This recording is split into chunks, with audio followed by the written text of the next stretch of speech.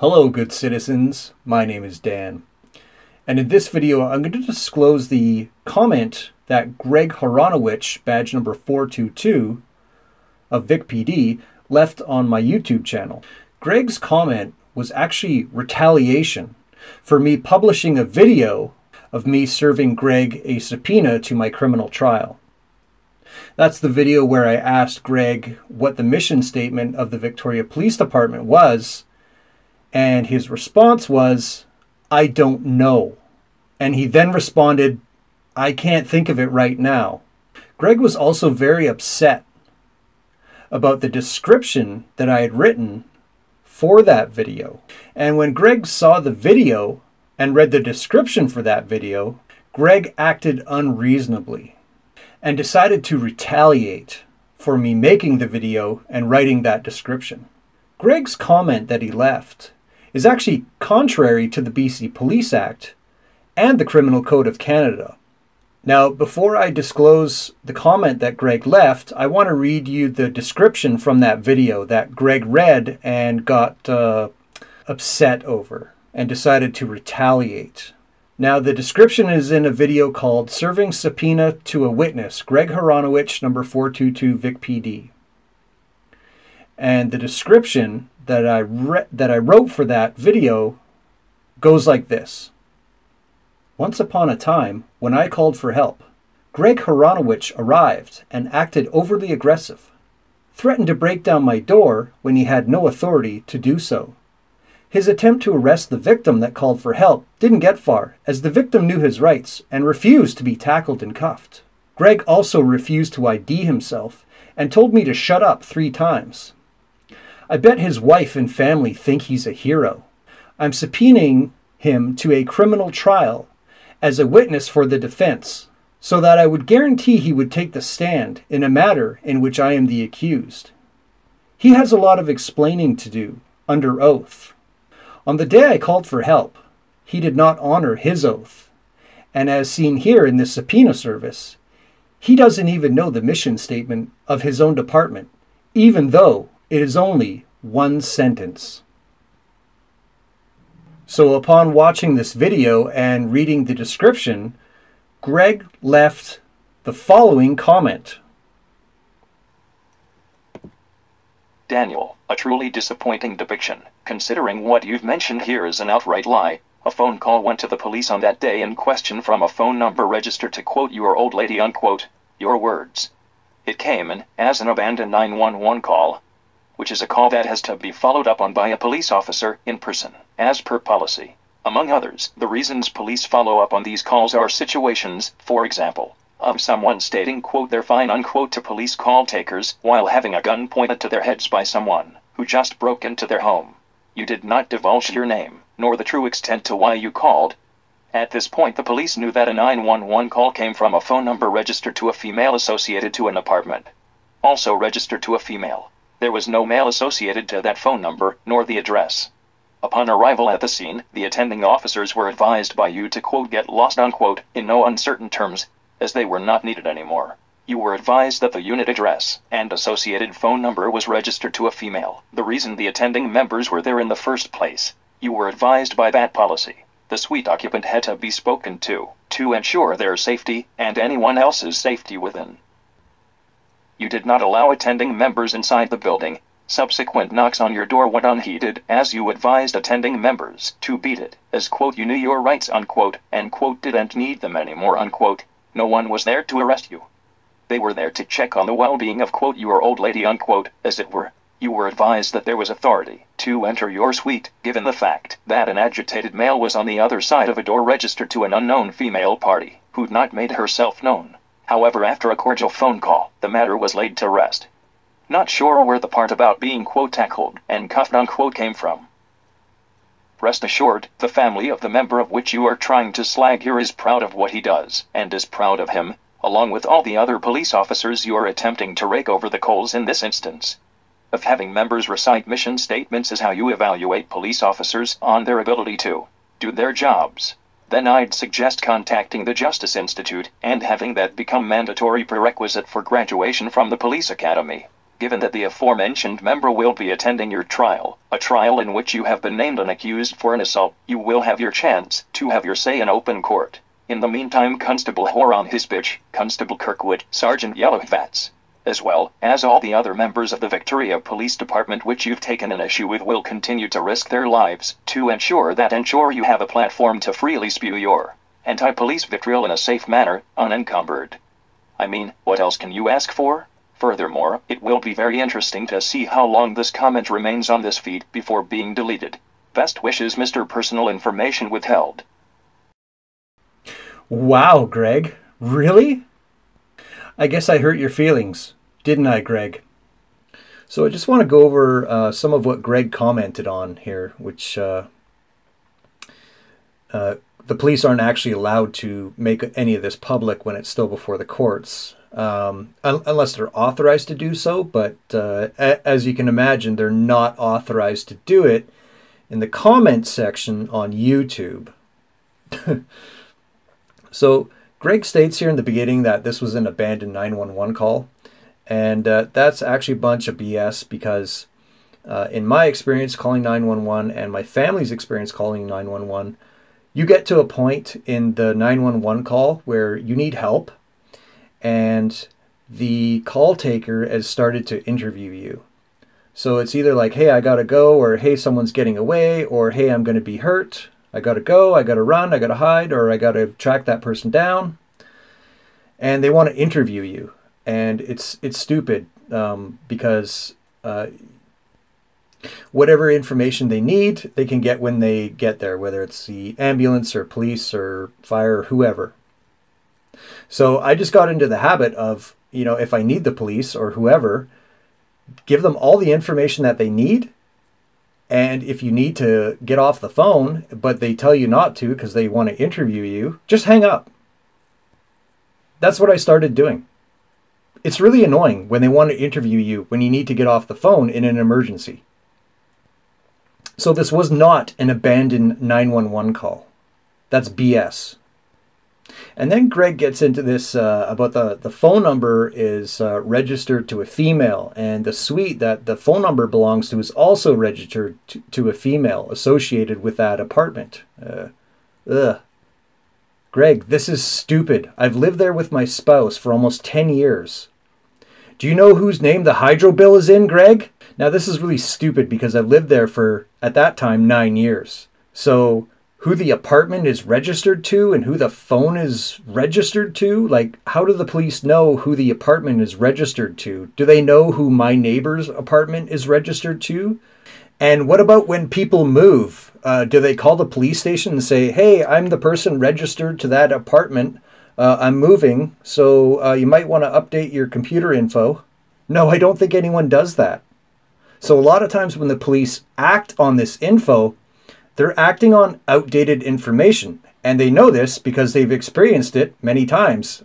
And I know this because I asked Greg this in the criminal trial under cross-examination, and he says on a regular basis, it's outdated information that he's getting.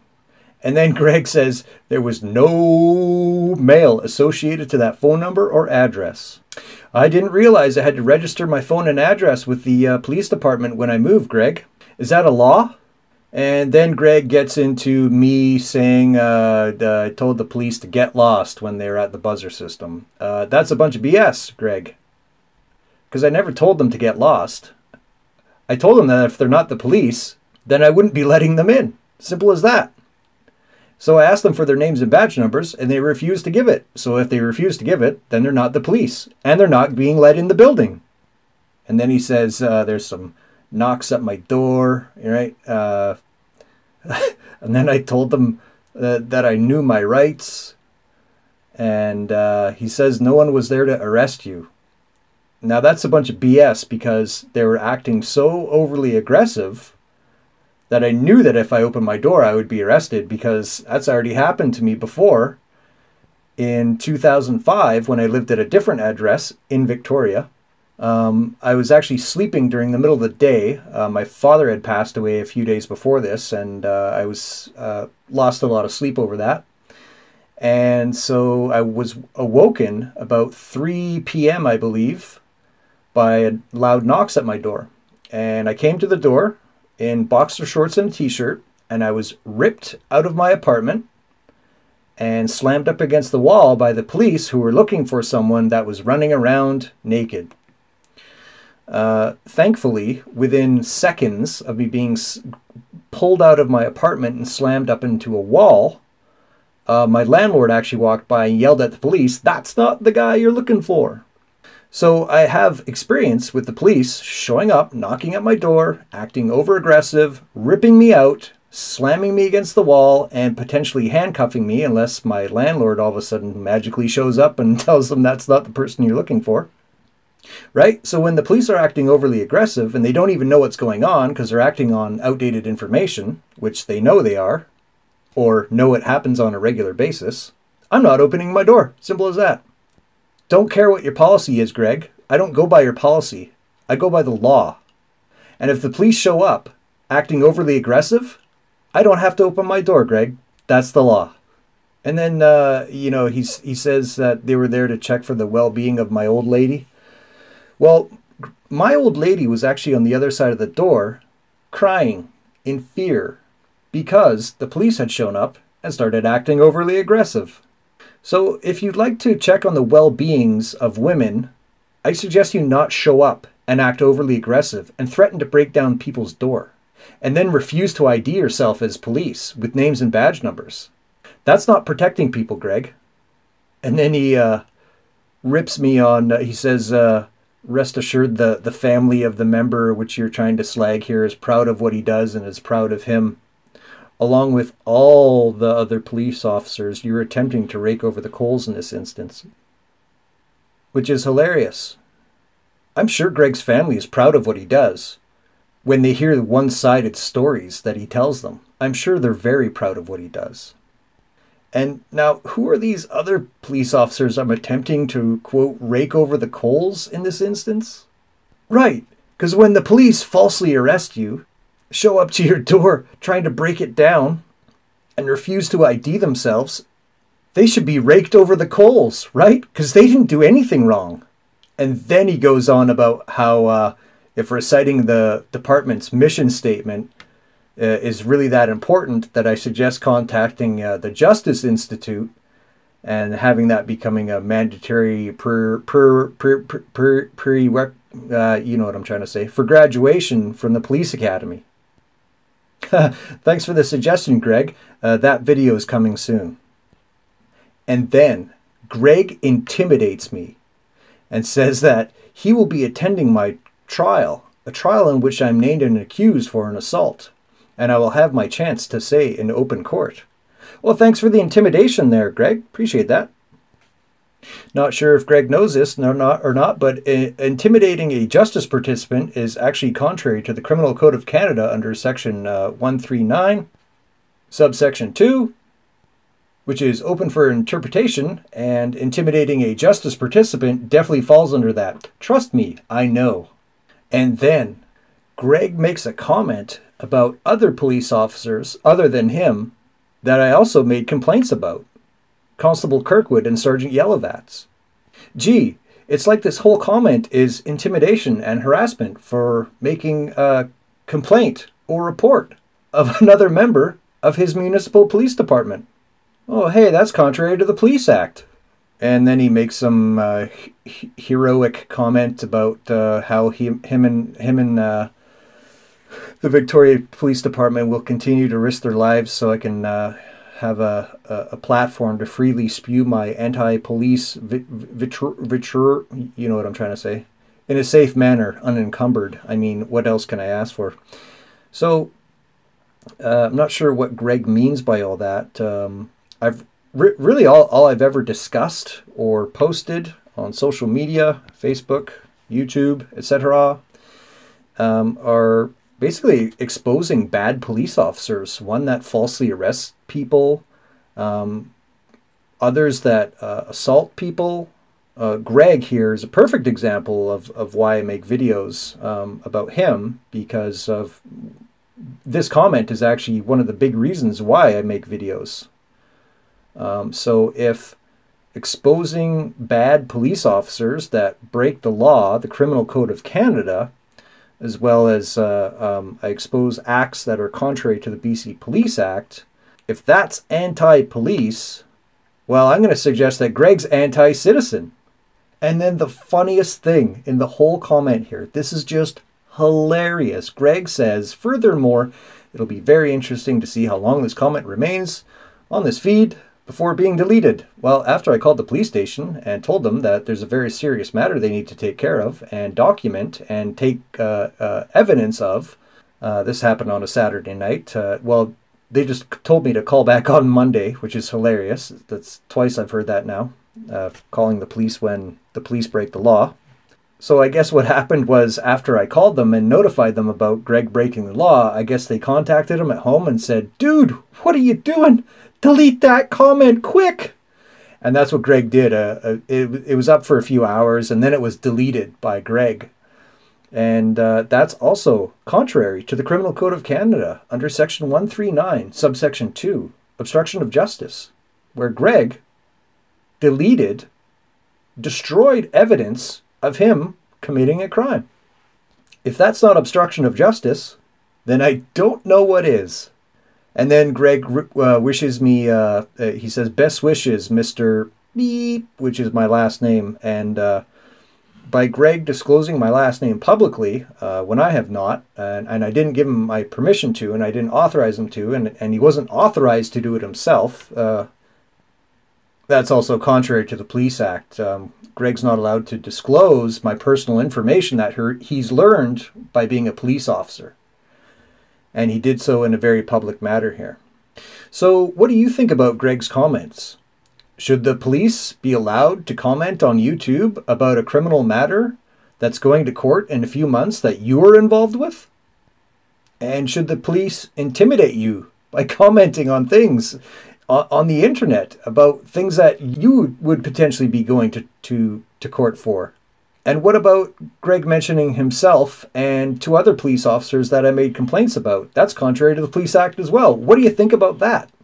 And what do you think about Greg breaking the law as per the Criminal Code of Canada under Section 139, subsection 2, obstructing justice not only by intimidating a justice participant, but he also deleted this comment, which is destroying evidence of a crime? What do you think about this? Leave a comment below. And what do you think? Am I anti-police for exposing police officers that break the law? Is that anti-police? Or is the police harassing me about me exposing them breaking the law actually anti-citizen? What do you think? Leave a comment below. Now, in another video where I spoke with Sergeant Carrie Panton about making a complaint about all this, I was told that this complaint wasn't going to be accepted or heard or investigated. So in August 2017, I decided that I would make a Privacy Act complaint, as Greg did not have my permission or the authority to disclose my personal information publicly. So although Greg cannot be held accountable for his criminal acts, as well as his acts contrary to the BC Police Act, we have yet to see whether or not Greg can be held accountable for disclosing my personal information under the Privacy Act. And there'll be updates and videos coming on that soon once I have some results, or non-results, if you will. So that's it for this video. Thanks for watching, and stay tuned because there's more coming.